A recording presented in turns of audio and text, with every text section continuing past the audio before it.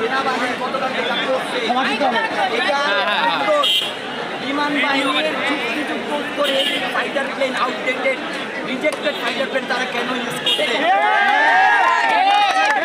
এটা যদি সবাই না শুনে আমাকে স্বীকৃতি না দেয় কোনটা জন্য দেশ চলে দিল না খাস করে আসলে তুমি কি করতে চাইছো? আমি চাইতেছি একটু একত্র করে আপনাদের সহমত নিয়ে আমরা ভিতরে 10 জন যাবে। 10 জন ভিতরে কি এখানে কি সেনাপ্রধান আছে?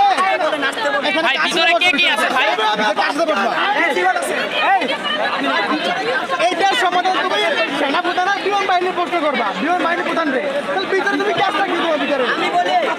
আমি বলি ভিতরে কলেজ কর্তৃপক্ষ পুলিশের ঊর্ধ্বতন কর্মকর্তা মিডিয়ার মূল কি বলে এটাকে কাভারেজ আমরা নিয়ে বলবো 2 ঘন্টা সময় দিলাম পুরা সরকারকে এই 2 ঘন্টার ভিতরে 2 ঘন্টা না তাতে আপনি 1 ঘন্টা সময় দেবেন না ভাই এটা বলতে হয় না এত সহজ নয়।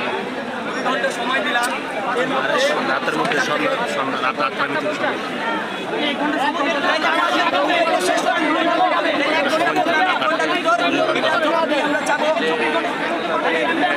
তাইলে আমাকে একটু জনসমাবেশ জনসম্মতি নিতে দেন, একটু সাহায্য করেন। মানুষ যদি না আসে এখানে 50 জন আছে ভাই ওই জায়গায় মানুষ দরকার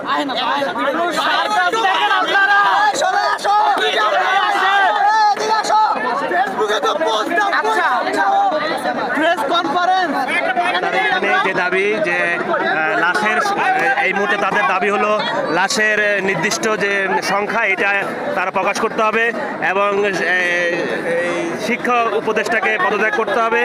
এই দাবিতে ছাত্ররা এখানে আবার সংগঠিত হচ্ছে এবং যে কোনো সময় এটা আবার বড় ধরনের আন্দোলন তারা নামবে যদি তারা এই দাবি না মানা হয়। এখানে তারা ইতিমধ্যে তাদের যে 2টা দাবি, 1 নম্বর হলো প্রকৃত যে এখানে